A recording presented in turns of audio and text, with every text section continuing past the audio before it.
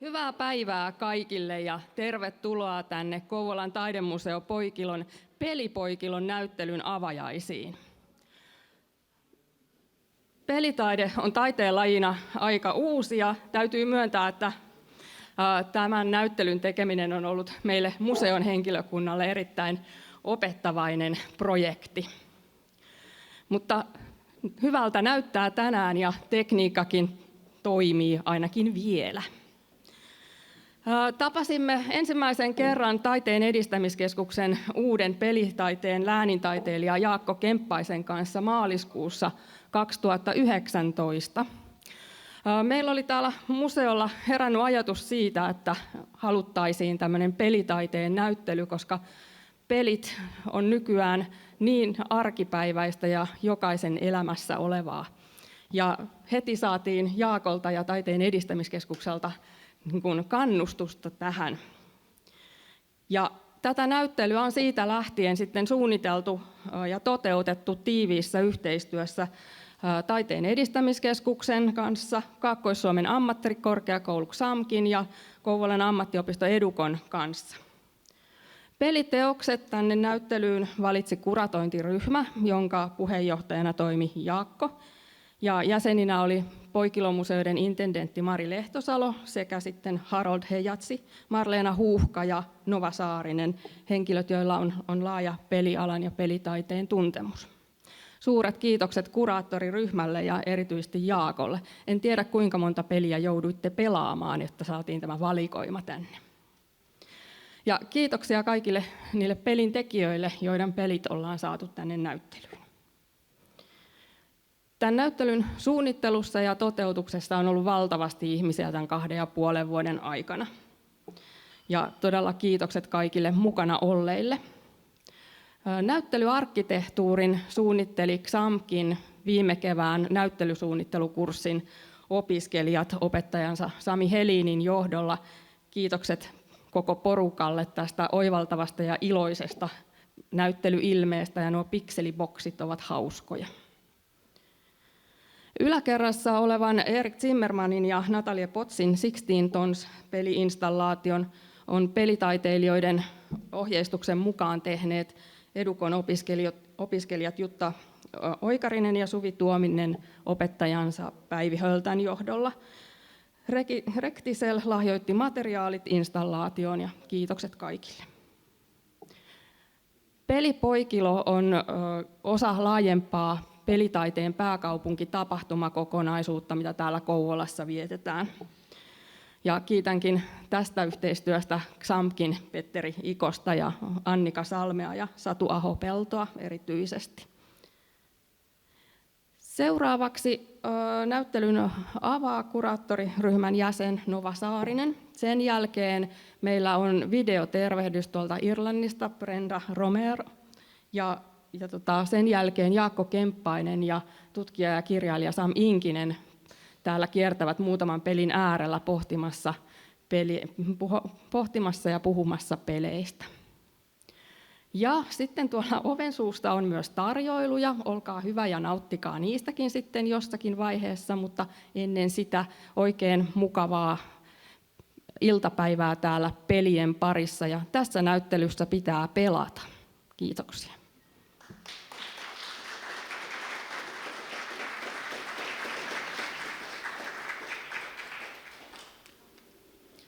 Hei kaikki, mä oon Nova Saarinen ja mä oon saanut tämän suuren kunnian avata tämän näyttelyn ja olin tosiaan kuratointitiimin jäsenenä myöskin. Ja tässä tehdään tosiaan aika historiallista näyttelyä, eli tämmöinen pelitaiteen näyttely näitä ei ole kauheasti ollut maailmassa eikä Suomessa, joten pääsette tässä vähän kokemaan tämmöistä niin kuin historiallistakin tapahtumaa. Ja pelien historiahan on nykytiedon mukaan todennäköisesti yhtä pitkä kuin ihmiskunnan historia, mutta pelejä kuitenkaan ei ole nähty tämmöisenä taiteen muotona siitä huolimatta. Tämä on viime aikoina ollut muuttumaan päin, mutta ei olla vielä siinä, että se olisi tämmöinen tyypillinen osa, nähtäisiin niin kuin oleellisena osana taiteen aloja. niin tämä on siinäkin mielessä todella tärkeä näyttely ja tärkeää, että pelit pääsee tämmöiseen paikkaan näkyville. Ja meillä oli tässä, siis pelithän on nähty tämmöisenä niin kuin vähän lapsille ja nuorille ensisijaisesti tarkoitettuna viihteen muotona, kaupallisena taiteen, tai siis ei ole nähty taiteen muotona, mutta tämmöisenä niin kuin kaupallisena mediamuotona. Joten tästä syystä me kuratointitiimissä itse asiassa haluttiin korostaa kahta tiettyä asiaa juuri tämän vuoksi. Eli haluttiin erityisesti valita pelejä, joissa käsitellään aiheita, joita ehkä yleensä nähdä tyypillisissä peleissä. Eli me koitettiin juuri valita pelejä, joissa ei ole tämmöisiä, niin kuin, jotka ei ole kauhean fantastisia ja kaukana tavallisen ihmisen elämästä. Nekin on totta kai hienoja pelejä ja niitä on näytetty monissa taidenäyttelyissä, mutta me erityisesti haluttiin valita pelejä, jotka käsittelee tämmöisiä vähän tavallisempia arkielämän tavalliselle ihmisille lähempänä olevia aiheita. Eli meillä on pelejä, jotka käsittelee elämän koko kulkua, jopa kuolemaa, käsittelee työntekoa, rakastumisen näitä eri vaiheita ja myöskin raskaampia aiheita, kuten erilaisia syrjimistä ja jopa holokaustia. Mutta siitä huolimatta, että nämä aiheet varmasti kuulostaa ehkä vähän synkiltä, että nyt täällä on tämmöinen synkää taidepelimeininki, niin niitä kuitenkin käsitellään niitä aiheita hyvin monilla tavoilla ja monesti myöskin hyvin, otetaan totta kai tarpeeksi vakavasti, mutta käsitellään melko niin kuin, helposti lähestyttävällä tavalla monissa tapauksissa ja miellyttävällä tavalla huumorin kautta, leikin kautta myöskin peleistä kyse, niin varmasti kävijälle siihen pyrittiin, että kävijällä on silti miellyttävä kokemus ja myöskin, että nämä pelit on kaikelle kansalle helposti lähestyttäviä ja mukavia pelata, ei vaan ihmisille, jotka tuntee taidetta hyvin. Eli ollaan pyritty siihen, että tämä ei vaadi mitään semmoista taiteen erityistuntemusta, eikä myöskään pelien erityistuntemusta. Pikemmin niin, että tämä on tämmöinen jopa niin kuin helppo tapa tutustua peleihin laajemmin kuin vaan sitä kautta, mitä ihmiset ehkä yleensä tietää peleistä. Mutta tosiaan tämä oli niin kuin tämä meidän kuratointitiimin pyrkimys tässä. Ja tässähän oli, tietenkään ei voi jättää mainitsematta koronaa, koska kun aloitettiin tätä prosessia, niin me aloitettiin juuri ennen, kun tämä koronavirus oikeastaan iski kunnolla. Ja tämä on sitten läpi tämän koko siitä eteenpäin sitten 2,5 vuotta tässä tämä jatkunut. Ja siinä totta kai monessa kohtaa sitten oli tällaisia hetkiä, että oltiin huolissaan, mitä tulee tapahtumaan, pystytäänkö me järjestämään tämä näyttely, saako ihmiset pelata pelejä ja näin poispäin. Mutta täällä nyt ollaan ja selkeästi asiat järjesty parhain päin kaikista huolista huolimatta. Ja mä halusin vielä tähän loppuun sanoa sen, että on tosi hienoa, että Suomessa on kiinnostuttu peleistä taiteen muotona, jopa siinä määrin, että meillä on Jaakko Kemppainen pelitaiteen läänintaiteilijana ja totta kai myös monia muita tämmöisiä taidepelejä korostaneita tapahtumia ja näyttelyitä on jo ollut. Mutta myöskin tämä, että saadaan näin iso näyttely ja niin kuin peleihin taiteena keskittyvä näyttely, ja että tätä tukee niin monet tosi isot tahot, niin kuin tämä Poikilon museo, ja kuten myöskin Taiteen edistämisen keskus ja ammattikorkeakoulut ja näin, niin se on tosi mahtavaa ja kertoo todella paljon. Et mä en olisi voinut silloin, kun mä aloitin omaa uraani, niin kuvitellakaan, että oltaisiin päästy tähän.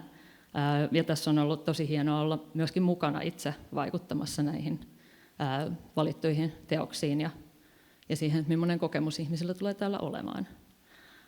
Joten tosi suuri kiitos kaikille tahoille, jotka tässä on tätä tukenut, ja tietenkin suuri kiitos kuratointitiimille ja Jaakko Kemppaiselle laittoi tosi mun mielestä hienon kuratointitiimin yhteen, ja kaikki oli tässä tosi niin kuin tunteella mukana ja innostuneita, niin uskotaan, että varmasti tulee todella hieno kokemus. Joten pelatkaa niitä pelejä, ne ei mene rikki, Nyt saa kerrankin taidenäyttelyssä vuorovaikuttaa asioiden kanssa, niihin saa koskea, pitää jopa koskea. Ja ne silloin vasta tulee oikeastaan, nousee niin kuin henkiin nämä pelit, kun niiden kanssa vuorovaikuttaa. Joten pelatkaa ja pitäkää hauskaa.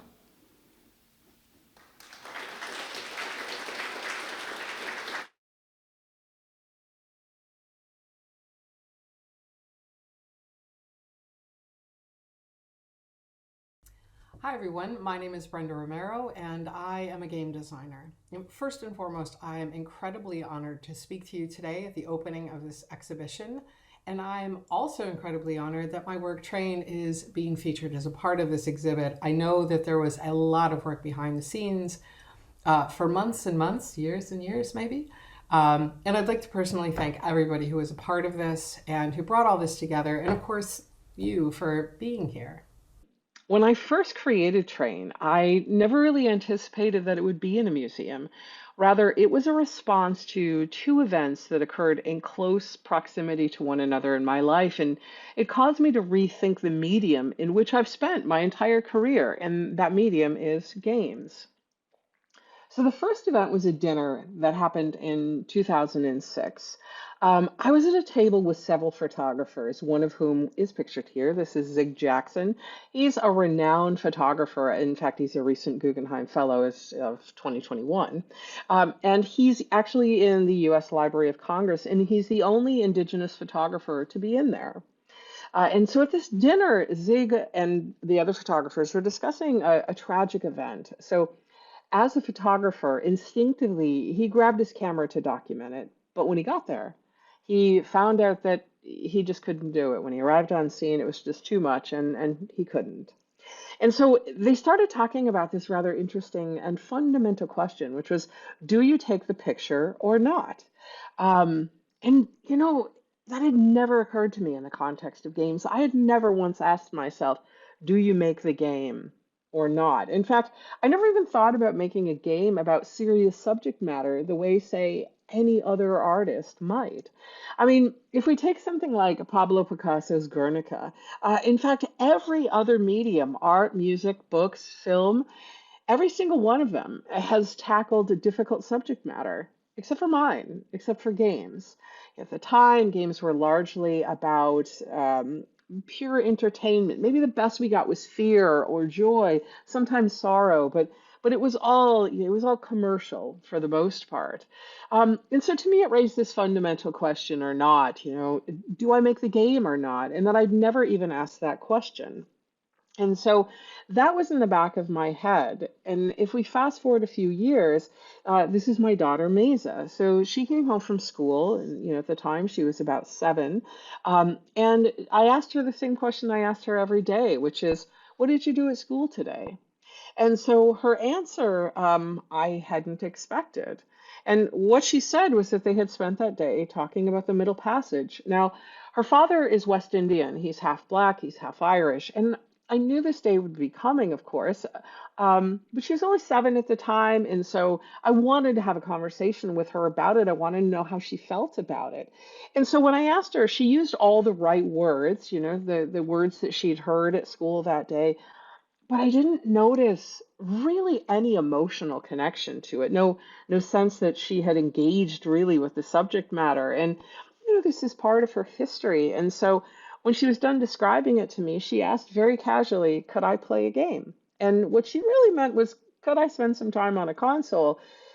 But instead, I had a thought going back to when I first met Zig Jackson, which was, can you play the game? Do you make the game or not? And so on the spot, I decided to make the game. I said yes, and I grabbed some of my prototyping parts. And I told her to make me some families. And so she painted, as you can see here, the yellow family and the pink family and the blue family. And eventually when they were all done, and the paint had dried, I just grabbed some people at random. And she's, I'm not grabbing them right, and she's trying to reform the families. You forgot the blue daddy or you forgot the yellow mommy. And I said, that's not how it works. This is the slave trade, and they're just taking the people that they want. And so I put them on a boat. I had an index card. This is a prototype game, and so I put them on the boat, and we were heading across the Middle Passage. And so I made these rules up on the spot. takes 10 turns to cross the ocean. We have 30 units of food. Each turn we roll a die and we use that amount of food. Now, it turned out Mesa was rolling pretty high. And so we were using a lot of food. And at some point when we're about halfway across, she says, we're not going to make it. And then she wanted to know what happened. And so for her, she was, I told her she was 7 at the time. So I said, we can put some people in the water or we can hope we keep going and hope we make it. But it got to her. Like she understood it. And so she started asking questions. This is her with her brother and sister. She started saying, but if they took me, like, once we got to America, like we could get put back together. No, that's not, but we're family. Well, no, you're not family anymore. You're property. And so there were all these questions and it spawned a huge discussion, a discussion that's probably one of the most meaningful discussions we've all ever had as a family about heritage and history and where we come from. And so that was the moment it happened for me. It was the moment that I decided to make a series of games about difficult moments in human history, and I guess to follow in the same art tradition. The game my daughter and I made is called The New World. It's pictured here. I also made a game called Shia Khan Lot about the Cromwellian invasion of Ireland, which is where my family comes from. I made a game about the Trail of Tears, which was the forced evacuation of the indigenous people of the Americas from their ancestral lands and resulted in tens of thousands of deaths. I sort of view these games as documentaries. And while this is certainly something new for games, after all, when we think of games, we tend to think of something maybe for kids or that it's for fun. But games are actually following in a very long tradition of systems art. So this piece here is by Hans Hacke. He's probably one of the foremost systems artists. And games fundamentally are systems. But what's beautiful about them is that they're interactive systems. They welcome people to engage with them. And above all, games are art, an interactive form of art, a form of system art that invites the viewer, or in this case, the player, to participate and make their own meaning. I hope you enjoyed the exhibition, and once again, thank you so much for inviting me and for coming.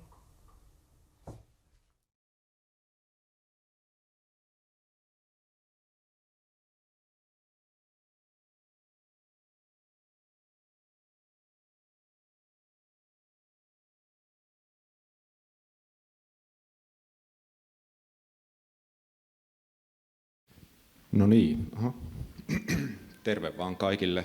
Olen Jaakko Kemppainen. Olette varmaan kuullut mun nimen joskus. Nyt sitten ohjelmassa on semmoinen setti, että me Sam Inkisen kanssa tässä lähdetään ja vähän muutamia pelejä pelaillaan. Ja keskustellaan peleistä niin pelikulttuurin sisäisestä näkökulmasta kuin sitten miltei täysin pelikulttuurin ulkopuolisesta näkökulmasta katsottuna. Katsotaan, minkälaista keskustelua meillä tässä syntyy. Ja kyllä mä sanoisin, että voitte seurata meidän puuhasteluja tässä, mutta olette myös vapaita sitten lähteä jo itse kokeilemaan noita pelejä ja katselemaan tätä, tai sanotaan, että kokemaan tätä näyttelyä myös laajemmin.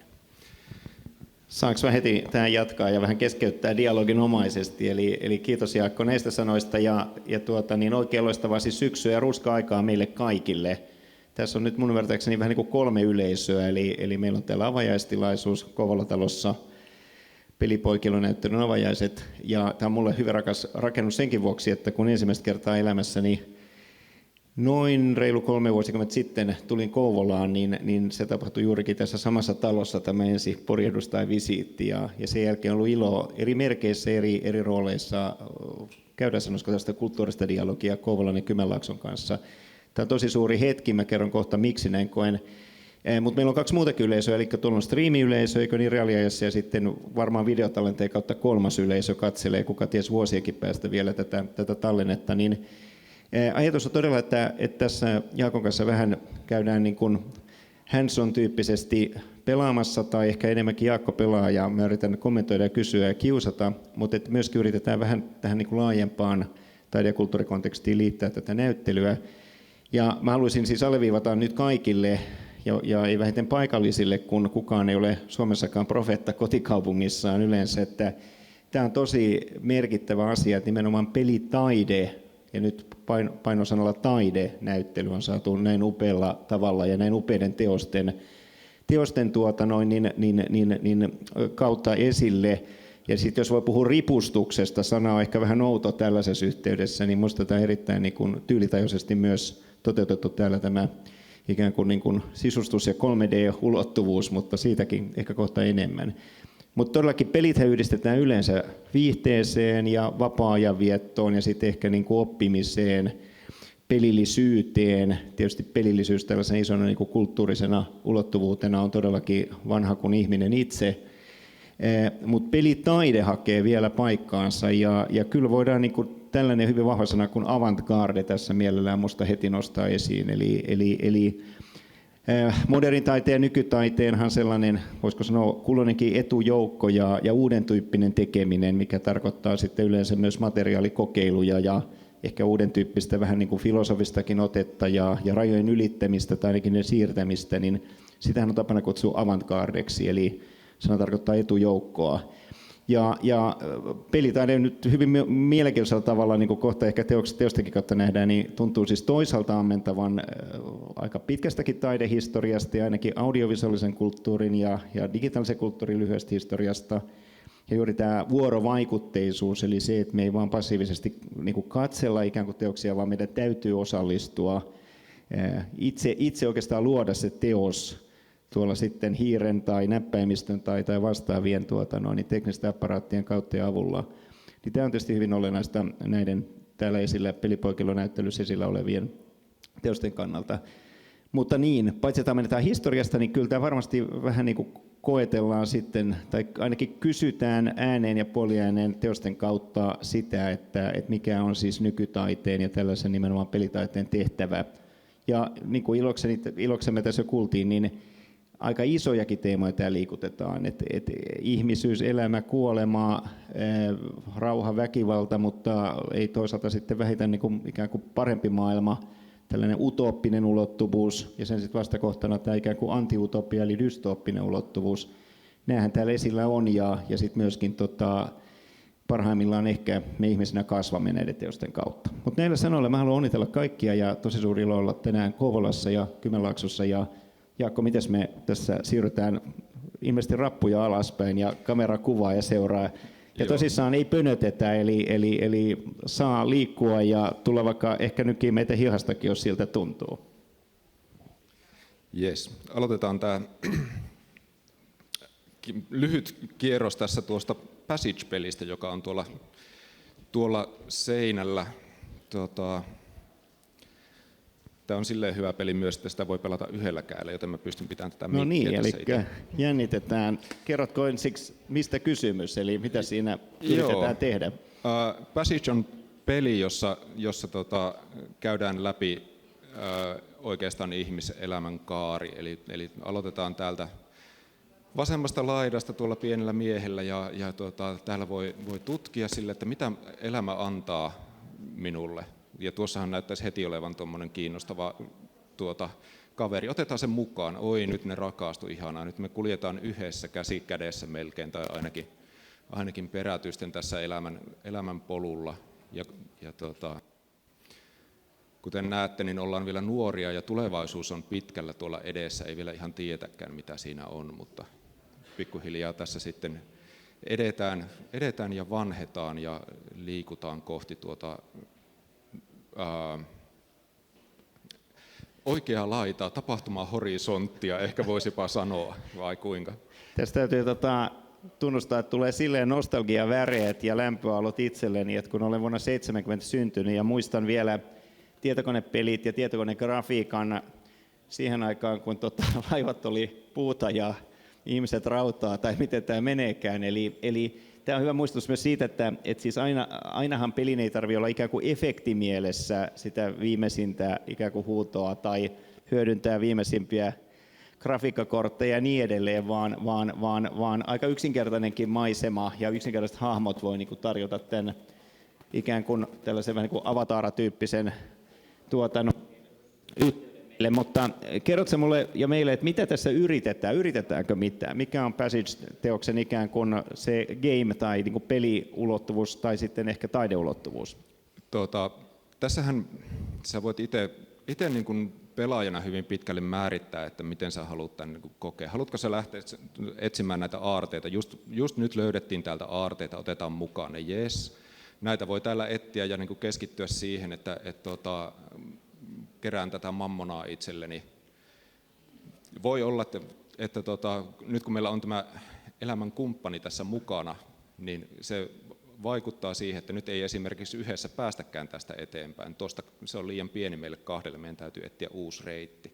Mutta nyt mä oon ihan selkeästi taas menossa kohti näitä aarrearkkuja, ne vetää mua puoleensa tänään hirveän vahvasti. No eipä siinä mitään, kyllähän niinkin voi elämänsä elää. Paitsi että nyt mä en saa kun mun elämänkumppani on eessä. No, semmoista se nyt sitten tällä kertaa oli. Nyt multa alkaa tukka harventua, pystyn samaistumaan. Ikä alkaa painaa siellä, pikkuhiljaa painetaan kyyryyn. Onko nuo numerot oikealla, ne on ikään kuin bonuspisteitä, mitä siellä kerääntyy, vai tikittääkö siellä elämän kello? Se taitaa olla elämän kello. Ehkä se on semmoinen kello, joka niin kuin katsoo, että kuinka pitkälle me tässä niin kuin päästään uusiin paikkoihin, vai ollaanko me jääty ihan alkuvaiheisiin, vaan pyörimään ympyrää omiin poteroihimme. Mutta tästä niin kun alkaa nähdä nyt, että tulevaisuus alkaa näyttää lyhyemmältä. Samalla muistot, historia tiivistyy, häviää, tietyllä lailla katoaa jonnekin tonne hämäriin. Ehkä sellainen kysymys Jaakolle liittyen, kun olet pelitaiteen, mutta laajemminkin pelialan superasiantuntija ja tunnet nämä kaikki täällä esillä olevat teokset, että siis nykytaidettahan aina välillä kritikoidaan siitä, että se vaatii ikään kuin manuaali, jotta se avautuisi, että tämä tällainen niin kuin kuraattoriulottuvuus on joskus on ehkä koettu liiankin niin kuin vahvaksi, niin miten kokisit itse tässä näyttelyssä, että onko nämä pelit sellaisia, että nämä vaatii ikään kuin taustalukemista tai jonkin tällaisen vähän niin kuin tietoiskumaisen taustatuksen ja selkänojan, vai kehottaisitko vaan tarttumaan välineisiin ja sitten ikään kuin tämä vuorovaikutus itsessään tässä myöskin kokijansa auttaa ja avittaa eteenpäin? Nyt siellä kumppani jäi sitten siihen ja loppumatka kuljetaan kyyryssä yksin. Tämä oli traaginen hetki, anteeksi, mä tässä höpötin ja urheilusasti juuri kesken käänteen, ja vaikka tämä on vähän, meitä molemmia hyvyylyttää, niin tässähän siis todellakin ilmeisesti teoksen tekijä, taiteilija haluaa siis meitä aika niin kuin isolla asialla, eli ajan lyhyydellä ja sen oikealla käytöllä nyt ainakin muistuttaa, vai kuinka? Näin. Joo, kyllä minusta tässä niin kuin just on ideana se, että muista, että elät, muista, että kuolet, jossain siellä mennään. Mä oon pelannut tämän varmaan 10 kertoja läpi, ja joka kerta se on erilainen. Joka kerta mä lähden vähän eri tavalla siihen mukaan, ja usein lähden sitten yksinään keräämään niitä aarteita tai koitan päästä mahdollisimman pitkälle. Ihan niin kuin meillä elämässä ylipäänsä, mehän niin kuin eletään omaa elämäämme oman niin kuin tavoitteen mukaan, ja siinä käy niin kuin käy. Kyllä tämä, no joo. Voisiko sanoa, että tämä on tällainen tavallaan elämänfilosofinen teos, pyrkii ehkä just tällaisen carpe diem, tartu hetkeen ja muista elää, niin kuin ikään kuin aika vahva huutomerkki meille esittää. No sillä perusteella tämä ehkä valittiin tänne. Mennäänkö seuraavaan? Mennään, ja mä ehdotan, että se voisi olla tässä vieressä, kun täällä lukee näin. Ei, me ollaan tulossa tänne 4 minuuttia 33 sekuntia meillä on siellä äärelle. jo kokeilu käynnissä, mahtavaa. Joo. Moi, päästäänkö me pelaan tänne? Eihän haittaa. No niin, eli mitkä on käyttöohjeet tällä kertaa? No käyttöohjeet on tässä pelissä lukee tuossa ruudulla. Mä en tiedä, ei ehkä näy ihan teille asti, mutta siinä lukee, että press any key to continue, eli paina nappia jatkaaksesi. Joka on toki tällainen viite pelimaailmaa, mutta ylipäätään tietokonekulttuuriin, kyllä, varsinkin tuonne takavuosikymmenille. Ja nyt alan pelaamaan ja painan nappia.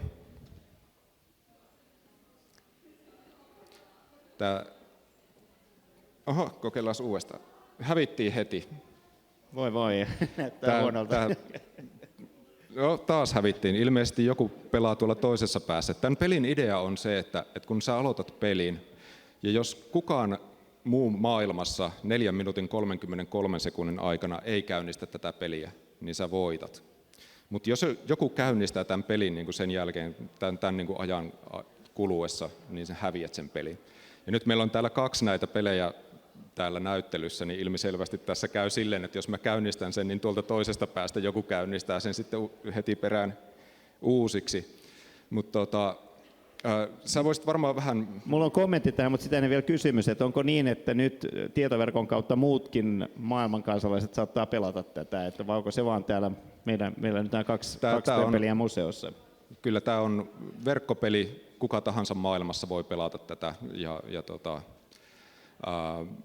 silleen me kytkeytyy jollakin lailla siihen monin pelien niin kuin maailmaan, missä niin kuin hirveän paljon nykyään pelataan. Ihmiset pelaa Counter-Strikea, Minecraftia, Robloxia ja kaikkia tämmöisiä isoja pelejä yhdessä ympäri maailmaa. Pelaajayhteisöjä luodaan oikeastaan jopa ihmisten kanssa, joita ei tunneta. Ja tässähän on sama, ei me tiedetä kuka siellä on toisessa päässä. Ja oliko se niin, että siis voitat, jos 4 minuuttia 33 sekuntia pelaat yksin? Kyllä. Eli tämä on aika mainio tällainen ehkä metakommentti hyperkytkeytyneessä maailmankylässä, kun elämme. Internet ja muut asiat meitä kovasti kytkevät mantereita ja ihmisiä yli aikavyöhykkeiden toisiimme ja toisiinsa, niin ikään kuin tällainen ehkä vähän niin kuin utopistinenkin ajatus, että jos saisi olla yksin maailmassa yli 4 minuuttia, niin hyvä näin. Mutta tässä on ihan selvästi myös hyvin vahva tässä teoksessa tällainen, voisi sanoa, käsitetaiteellinen ulottuvuus ja ennen kaikkea niin kuin viite taidehistoriaan, eli 4 minuuttia 33 sekuntia voi niin kuin monelle museo- ja näyttelyvieraalle olla vain numeroita, mutta tässä on nyt pakko vähän raskauttaa teitä tällaisella taidehistorian miniluennolla, että John Cage, joka on siis erittäin keskeinen 1900-luvun avantgarde-säveltäjä ja taidevaikuttaja ollut ja vaikuttanut hyvin niin kuin monella tavalla, voi sanoa 1900-luvun taidehistoriaan ja taidekentän ilmiöihin. Hän sävelsi aikanaan teoksen, jonka nimi on siis 4.33, eli 4 minuuttia 33 sekuntia. Ja mikä tässä teoksessa, se on pianoteos, mikä siinä on, ja se koostuu kolmesta osasta, mutta mikä siinä on hämmentävää, niin siis tämä koko teos on pelkkää hiljaisuutta.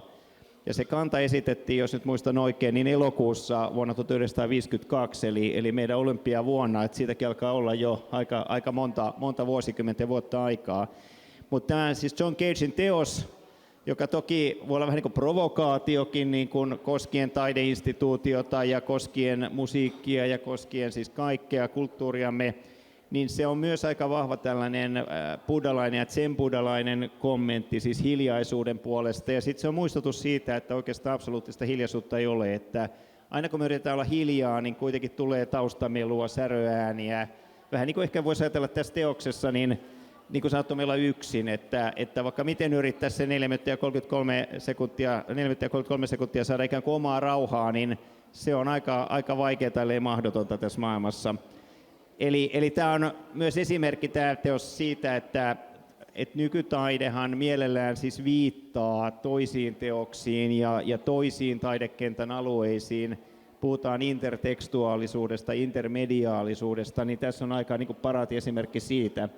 Mutta todellakin uniqueness, eli tällaista niin kuin uniikkiutta, jos saisi 4 minuuttia 30 sekuntia vähän niin kuin ostoskärryihin, niin sitten me oltaisiin tyytyväisiä. Minusta tämä on kaikessa yksinkertaisuudessaan niin aika kyllä mainio teos. Ja ehkä sellainen hyvä muistutus siitä, että siis kun taiteen tehtävähän on paitsi kaunistaa maailmaa ja kommentoida maailmaa, niin myös nimenomaan aikaansaada meissä sisäistä keskustelua ja nostaa kysymyksiä, niin vähän niin kuin vinkkinä oman aikamme taiteilijoille ja nimenomaan pelitaiteilijoille, että esimerkiksi tässä teoksessahan tämä idea on niin kuin kaikki kaikessa. Ei ole tarvittu isoa tuotantotiimiä välttämättä ja isoja budjetteja, vaan tämä idea. Vai mites Jaakko kommentoisit? Joo, kyllä näin on. Voidaan oikeastaan samalla kun puhun, niin jatkaa matkaa tuonne Everythingin luo. Mulle tuli tässä niin kuin mieleen, mä aloin miettiä, että onko tämä peli, ja tietenkin tämä kysymys on niin kuin mulla hyvin usein esillä, että mikä on peli, mitä on taide. Ja tuossa on niin kuin pelin elementit, varokaa johtoja. Joo, kaapelit on Varokaa aina ne on johtaja. fyysisiä, ne on oikeata maailmaa. Ja tuossa 4-3-3, niin sä pelaajana teet valinnan siitä, että milloin sä aloitat pelin. Ja sulla on tavoite olla se ainoa pelaaja maailmassa sen lyhyen hetken. Ja haaste tulee siitä, että joku muu saattaa tehdä sitä samaa. Eli tässä on mukana valinta, tavoite ja haaste, eli niin kuin hyvin tämmöiset niin kuin pelien peruselementit. Niin tietysti voisi kiusata sanoa pidempääkin, mutta jos tällainen hyvin nopea oppimäärä sallitaan, mikä on peli? Mikä määrittelee mielestäsi peliä? Sulla on ollut niin monta roolia itselläsi, paitsi läänintaiteilijan ja taiteilijan ja pelisuunnittelijan, niin myöskin tietysti pelaajan rooli itselläsi. Mikä tekee pelin? Aika iso kysymys.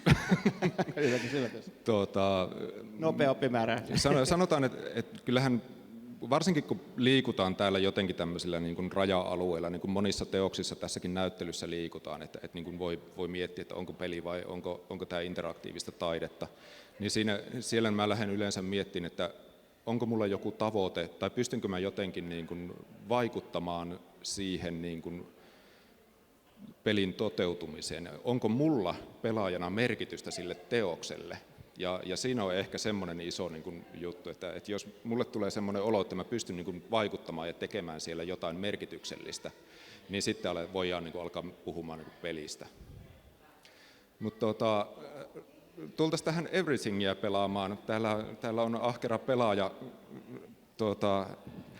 jo meille lämmitellyt paikat. Saadaanko tulla pelaamaan tähän vähäksi aikaa? Joo, kiitos. Mistä tässä on kysymys? Niin. Tämä on siis David O'Reillyn, joka tunnetaan ehkä paremmin tuolta Hollywood-piireistä, niin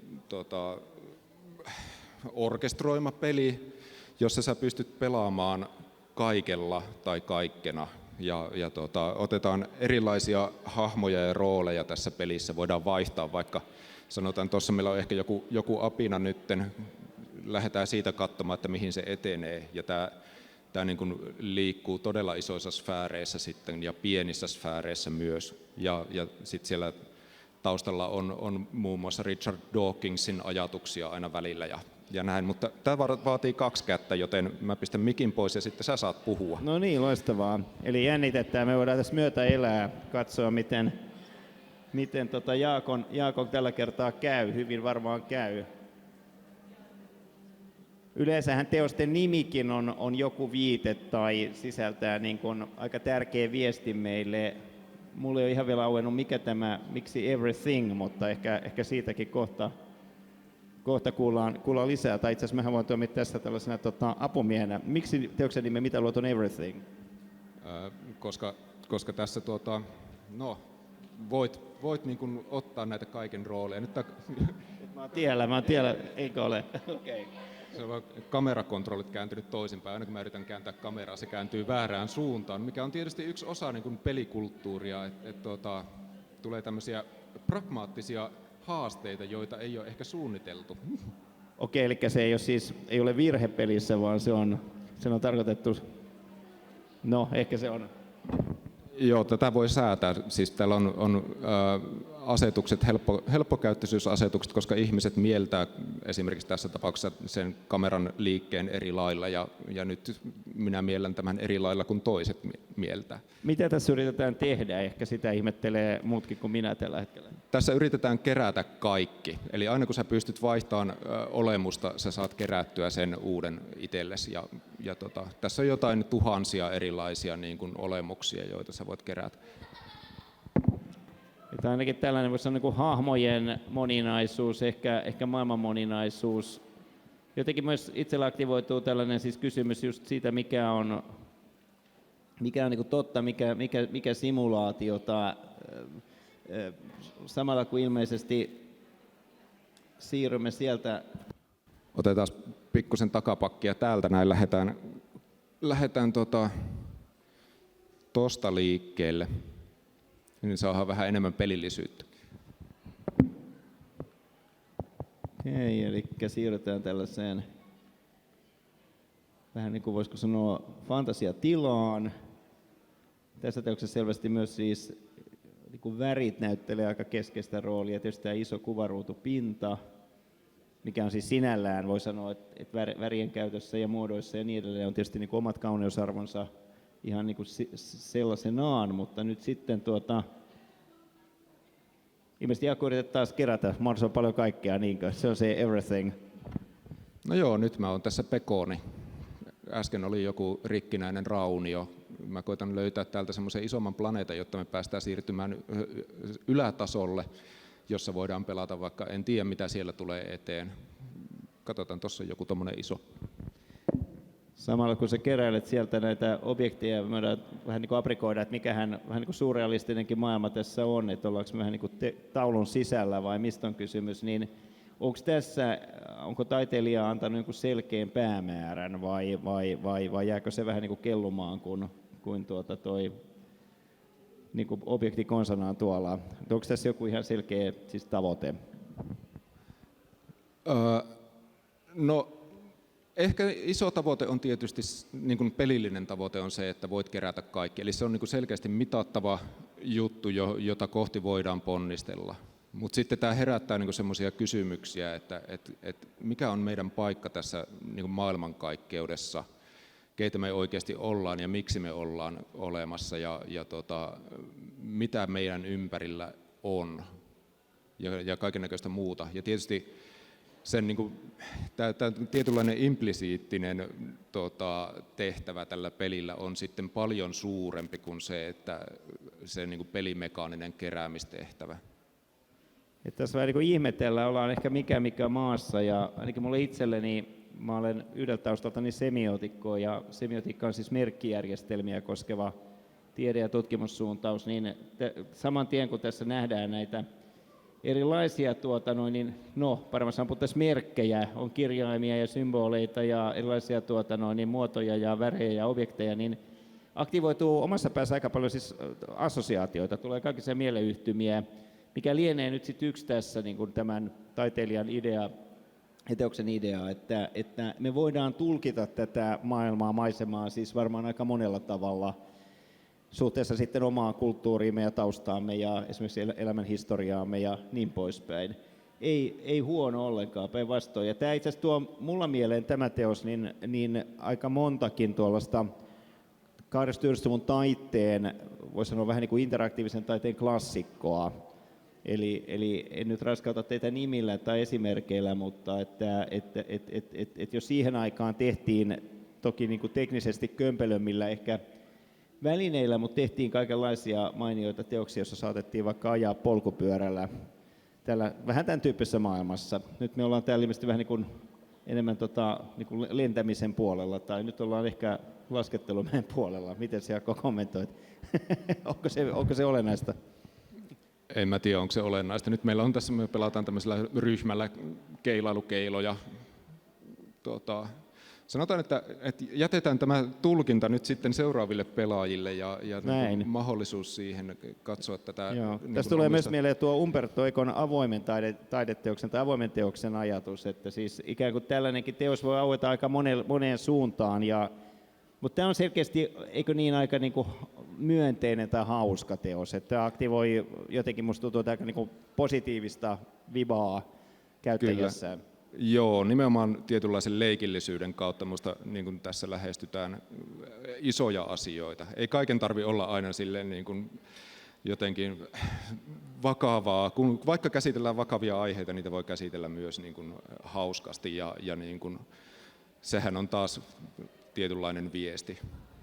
Tuolla itse asiassa mainioita videoluentoja olen seurannut Capital of Game Art-sivustolla, siis Kouvola pelitaiteen pääkaupungiksi itseään on profiloinut ja kovasti kehotankin, että ketä aihepiiri kiinnostaa, niin löytyy mainioita siis videotallenteita hyvistä esitelmistä ja niidenkin kautta niin kun aukeaa ehkä vähän paremmin tämä pelitaiteen maailma.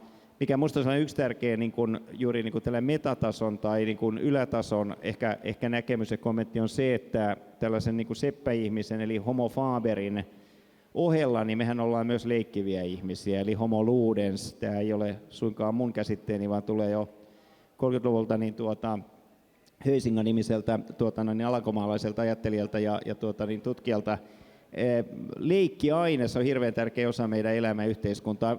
Ehkä nyt vielä näinä ankarina aikoina, kun erilaiset pandemiat ja niin ikävät maailmanuutiset meitä kurittavat, niin se oikeastaan niin korostuu. Vai miten se olisi, Jaakko? Et siis ainakin täällä ja tämän teoksen äärellä leikkiminen on sallittua, siihen niin kuin suorastaan meitä rohkaistaan, eikö niin?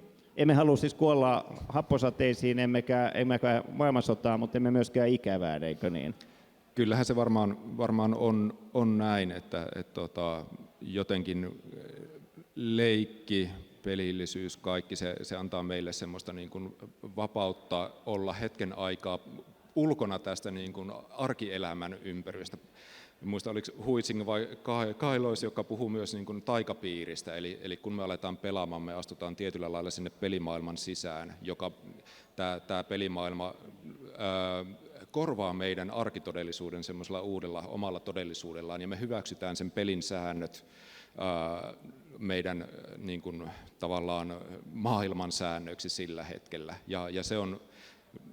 No, tässä näyttelyssä me ehkä vähän rikotaan tätä taikapiirin rajaa, koska alunperinhän siinä mietittiin, että niin taikapiirin sisällä oleva peli on irrallaan arkitodellisuudesta, mutta meidän pelit käsittelee hirveän paljon arkitodellisuutta, eli niin tässä ollaan myös niin taikapiirin niin rajankäyntiä tehdään tässä samalla.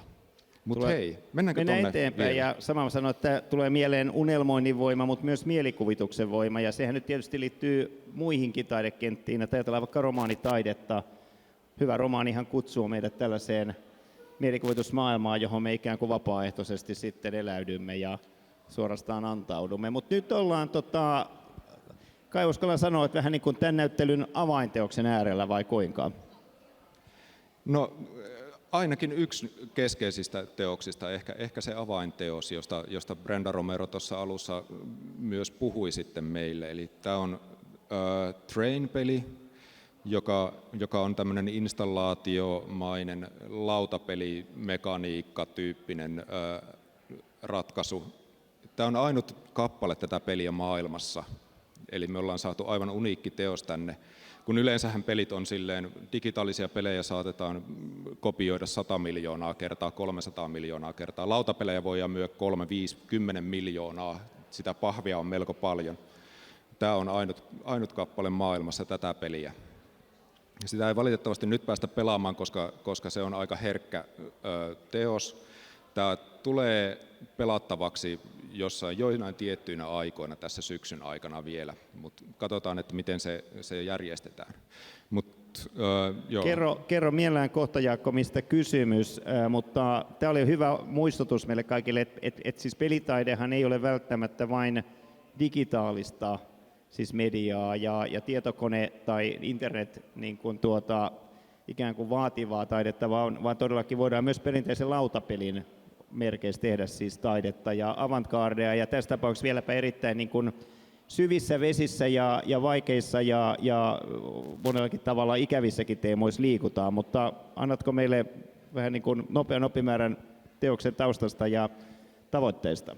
Joo, tämähän on peli, jossa pelaajat pyrkii tiettyjen sääntöjen puitteissa sijoittamaan pieniä keltaisia ihmishahmoja junanvaunuihin ja lähettämään näitä vaunuja sitten eteenpäin. Teoksen rekvisiittaan kuuluu rikottu ikkuna, kirjoituskone, jonka numerossa 5 on myös tupla salama SS-merkki, eli tässä käsitellään aika vahvasti pelillisesti niin kuin holokaustin kysymyksiä kanssa.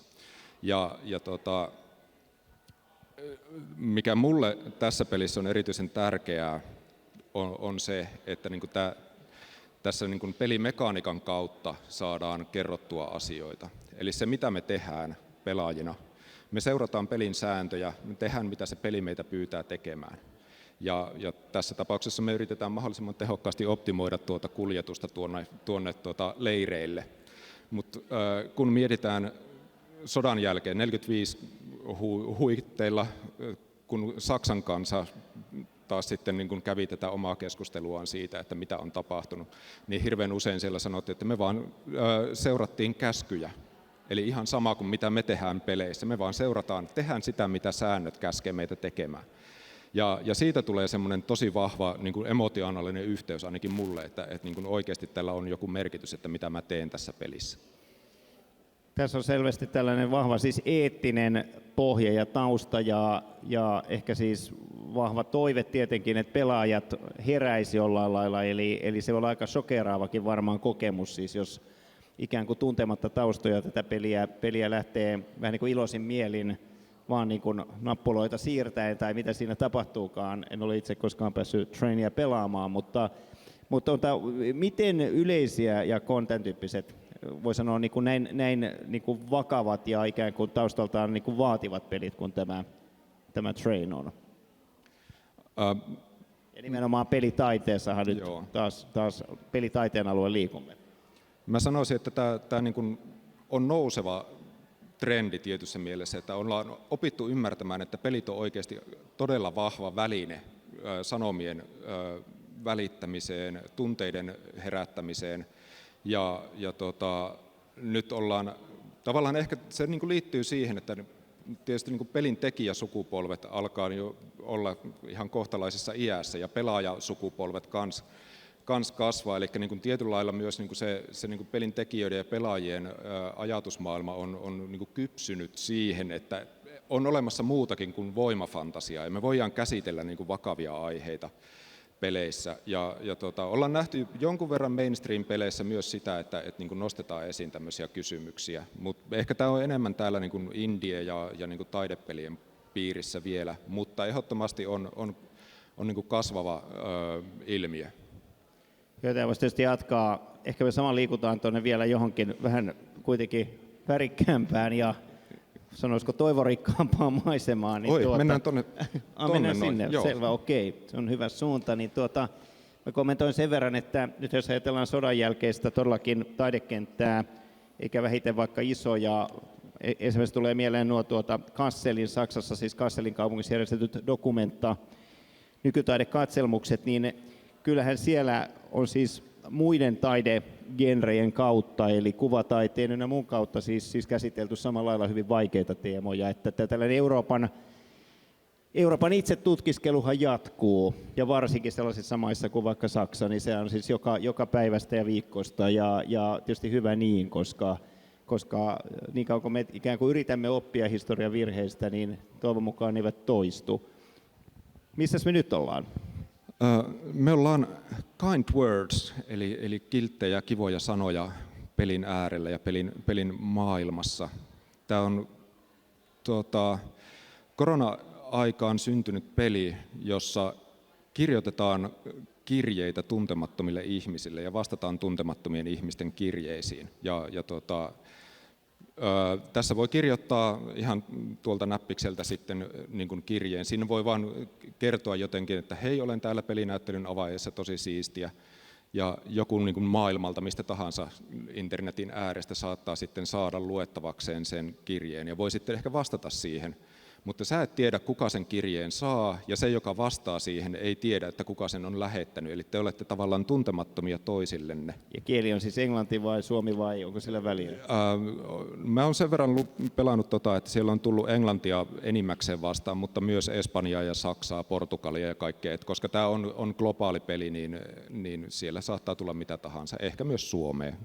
Okei, eli sinne vaan rohkeasti siis välittämään vähän niin kuin mitä vaan viestintää, mutta mielellään myönteistä vai kuinka? No mielellään myönteistä. Mun täytyy sanoa tästä silleen, että kun mä pelasin tämän kuraattoriprosessin aikana, niin siellä tuli niin kuin mielenkiintoisia kirjeitä, sillä ihmiset ihan oikeasti kysyivät oikeita niin kuin kysymyksiä. Niin kuin joku oli silleen, että mulla menee jotenkin vähän huonosti koulussa ja en oikein pääse tähän käsiksi, mutta mua kiinnostaa joku asia, että miten mä oikein, niin kuin, mikä mun tulevaisuus oikein on.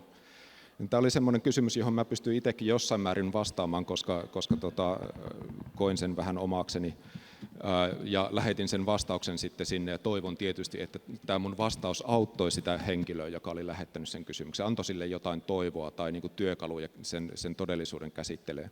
Mutta sitten siellä tuli niin isoja kysymyksiä vastaan jostain niin kuin tosi niin kuin, tavallaan vakavistakin aiheista.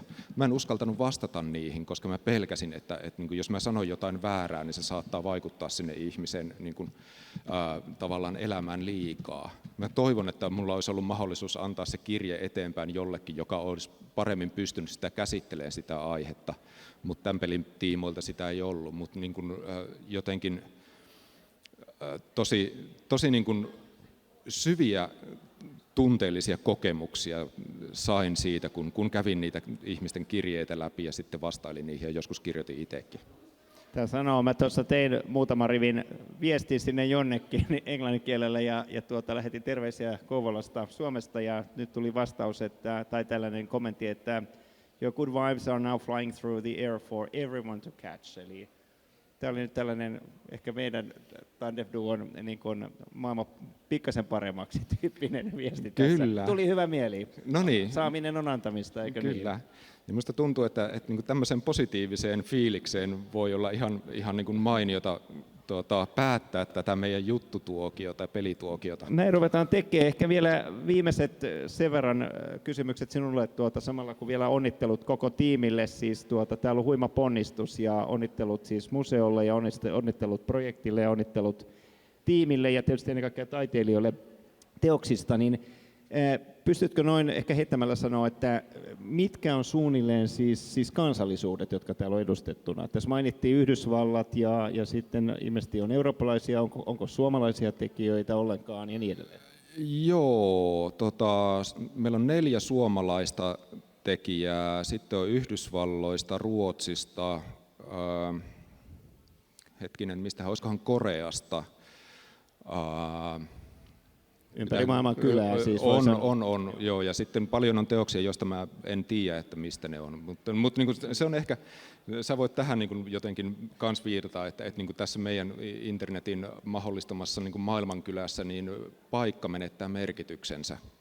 Sitten tietysti joku ehkä hieman kriittinen ja ilkikurinen niin aikalainen kysymys, että missä on afrikkalaiset tekijät tai latinalaisamerikkalaiset, eli olisiko tämä sellainen kehitysidea sitten seuraaviin näyttelyihin?